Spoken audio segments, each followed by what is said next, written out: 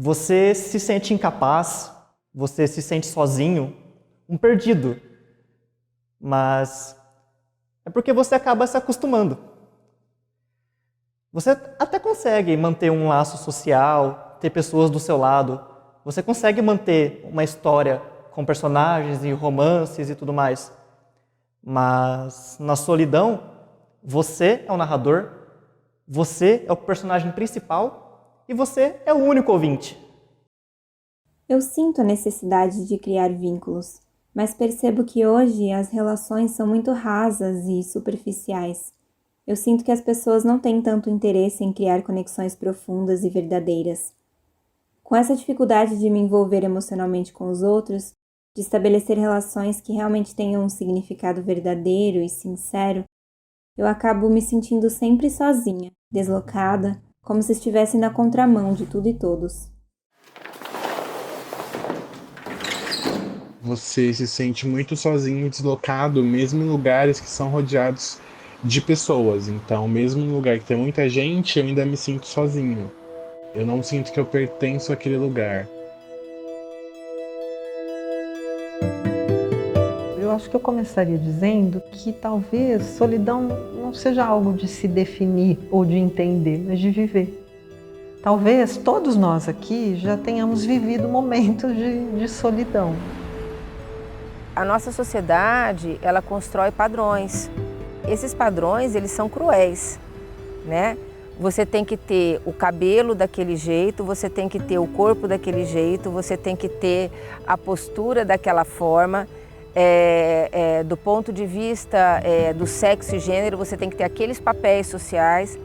E quando você não se enquadra, você começa a se sentir profundamente solitário. Então a nossa sociedade, ela é cruel, ela te empurra para a solidão.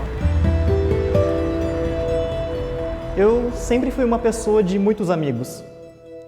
Mas aí estourou a pandemia, eu tive que ficar em casa e eu moro com os meus pais e eles trabalham muito. Então eu acabo que só vejo eles à noite. Isso quando eu vejo, porque na maioria das vezes, quando eles chegam, eu já estou dormindo.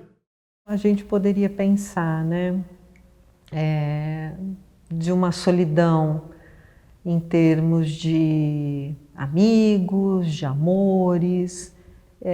Eu acho que hoje, né, com a pandemia, a gente vive uma espécie de solidão com enclausuramento, com isolamento social, mas o modo como cada um atribui sentido a isso é que eu acho que vai configurando.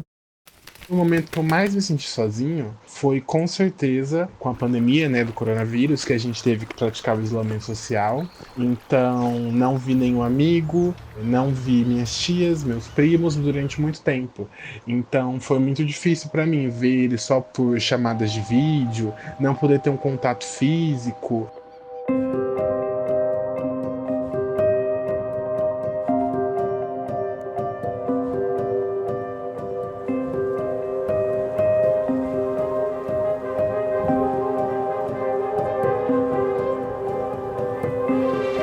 Nós fomos perdendo o senso de comunidade. As pessoas conviviam mais, as pessoas tinham mais tempo, as famílias eram mais extensas, pessoas se casavam e conviviam nos mesmos espaços, os avós criavam os filhos, os tios mais velhos conviviam com as famílias. E isso gerava uma relação de comunidade. Havia também um tecido social que foi se perdendo. Então, um cuidava do outro, né? A parte boa é que um cuidava do outro, a parte ruim é que um cuidava do outro. Então, as individualidades eram mais difíceis de serem conquistadas. Eu convivo com a solidão desde criança. Nasci em um lar desestruturado e me sentia sozinha, porque eu via meus pais brigando por tudo. Era muito triste. Eu e meus irmãos tínhamos medo do que nossos pais faziam e do que poderia acontecer a eles. Assim, minha maior solidão era ver aquela situação. Eu cortei definitivamente relações com meu pai há uns 6, 7 anos. Nós nunca tivemos uma relação de pai e filha propriamente dita, porque ele nunca se importou comigo. E eu sinto que ele me ligava e conversava comigo apenas quando era conveniente para ele. Eu nunca recebi um feliz aniversário dele, nem tive a oportunidade de dizer Feliz Dia dos Pais, enquanto entregava um presente ou um cartãozinho que tinha feito na escola, porque ele simplesmente não se importava. Eu nunca me senti importante para ele.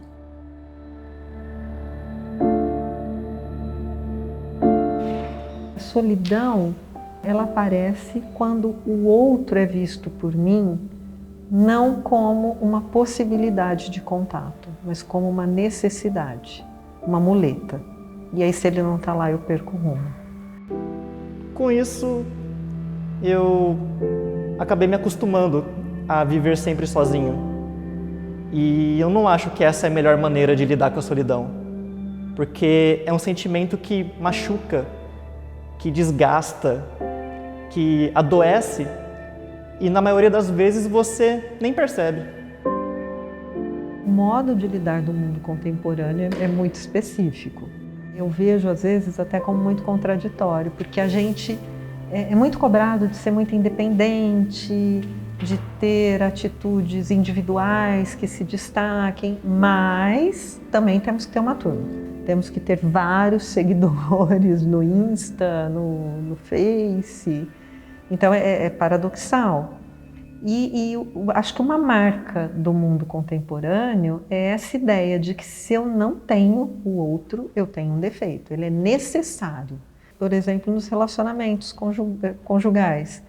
Ter um companheiro, uma companheira, é uma possibilidade, não é uma regra. Também passei a me sentir sozinha no meu casamento. No começo ia tudo bem. Depois meu marido começou a viajar, nunca esteve presente. Ficava eu e meus filhos pequenos. Tivemos 3 filhos, mas a nossa vida mudou com as traições dele. E mais uma vez me deparei com a solidão. Eu me sentia sozinha como nunca havia me sentido antes.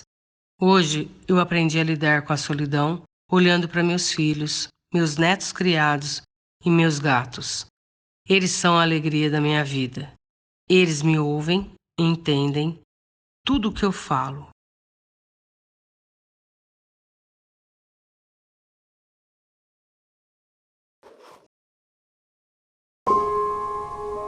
O solitário, ele é visto como alguém que não funcionou.